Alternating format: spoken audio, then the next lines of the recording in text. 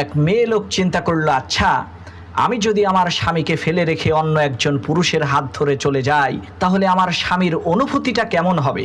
সে কি খুশি হবে, নাকি দুঃখ কষ্টে তার কলিজা ফেটে যাবে? এই কথা চিন্তা করে ওই মেয়ে লোক একটা কাগজের উপরে লিখলো, আমি তোমার সাথে থাকতে থাকতে বিরক্ত হয়ে গেছি, আর আমি তোমার সাথে থাকতে পারবো না, এজন্য জনমের মতো তোমার কাছ থেকে বিদায় নিয়ে চলে গেলাম।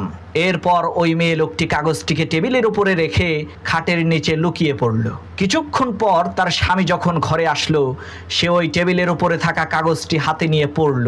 এরপর কিছু সময় চুপ থেকে ওই কাগজের উপরে কি যেন একটা লিখলো। তারপর নাচতে নাচতে তার পকেট থেকে ফোনটা বের করে একজন মেয়ে মানুষকে ফোন করে বলল, জান, আজকে আমি খুবই আনন্দিত, কারণ হলো আমার বজ্জাত বউ সে আমার কাছ থেকে চিরকালের মতো বিদায় নিয়ে চলে গেছে।